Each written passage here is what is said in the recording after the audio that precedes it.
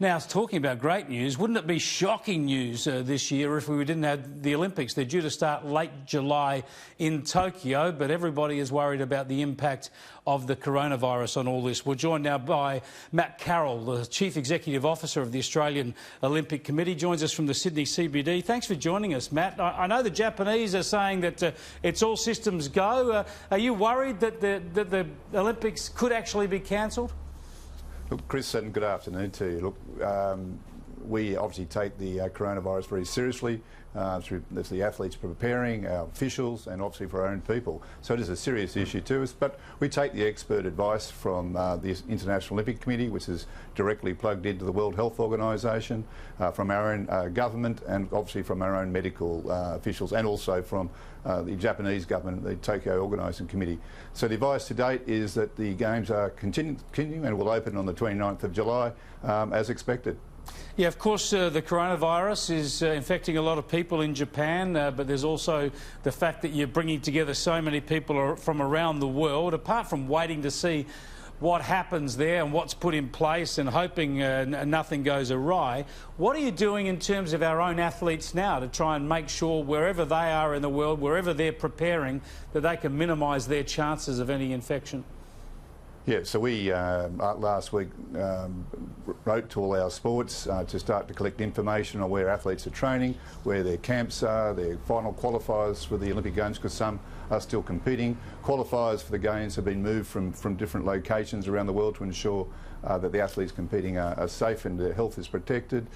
Even individual athletes, and we're also extending this to our winter athletes who are preparing for 2022. And with that information, we share that with government, particularly the Ministry of Foreign Affairs, so we know what's coming up from different countries. Our chef de mission wrote a letter last night to all, well, it's over 1,000 athletes, because we're still on the long list, advising them of this, also advising them of a jointly created website, the Australian Institute of Sport and the Australian Olympic Committee and Paralympic Committee, where they can go and get advice. It's updated every day. It's managed by the medical director of the AIS and the team, Dr. Hughes. So that is the best advice we can give them, expert advice. And I'm heartened by having spoken to a number of our athletes, Olympians and would-be Olympians in recent days, where they are getting on with the job. They're focused on preparing for the Games, because it's not just a couple of weeks coming up. This is years of preparation. Absolutely. We want to make sure that they're preparing well. We'll look after them as far as we possibly can do, so they are ready to go to the Games, and also to keep the anxiety down. So there's no panic, no anxiety. Also for their family and friends, because we understand that very well. Yeah, let's hope for their sake, because as you say, the years of work that goes into this, but for our sake, that we all get to enjoy the Olympics this year. Now, if competition does go ahead, you're very concerned about the rules when it comes to transgender athletes. You believe that female athletes could be disadvantaged in a range of sports coming up against people who were born with biologically male. There's been controversy in the past with the South African athlete Caster Semenya, of course. What specifically are you looking for the International Olympic Committee to do? Well, look, I have some sympathy for the views put forward by the female athletes, and understand the IOC has guidelines in place that have been in place since 2015, and they're unlikely to change before the Games in July in 2020. At the moment, it is handled by the International Federation, so I don't see anything changing between now and the Games. Do you want something to change? Well, as I said, I don't think it can change. Yeah, but beyond the Olympics, do you think it needs to change before the next Olympics, or for other international competitions?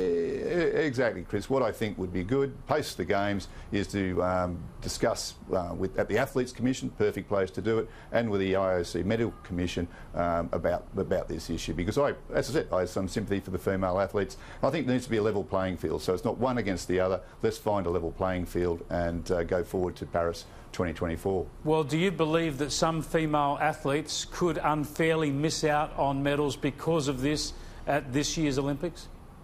Well, the decision for this year's Olympics is made by the international federations, and so they've made those decisions taking into account.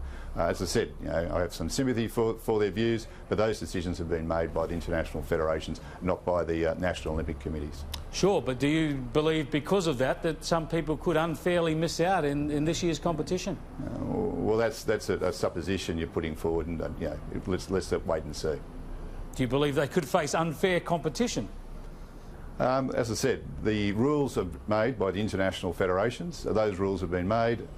They've been made in conjunction with discussions with their athletes' commissions, so the Australian Olympic Committee will obviously abide by the rules.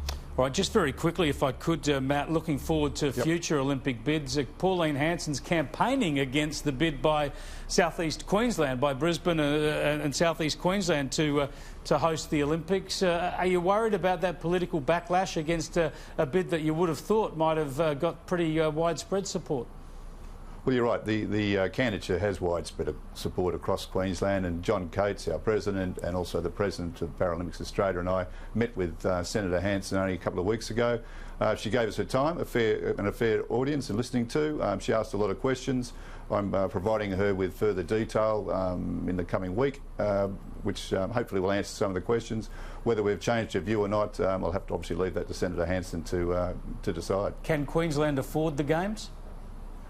Yes, because the way the Games are funded now, the International Olympic Committee commits over $2 billion Australian dollars into the program. So the Games themselves will wash their face, so to speak, and the investment return, or the return to the people and the jobs, tourism and so forth into Queensland will more than compensate for any infrastructure construction required for the Games. But certainly for the Games themselves, they cover themselves. Matt, thanks for joining us. Absolute pleasure, Chris.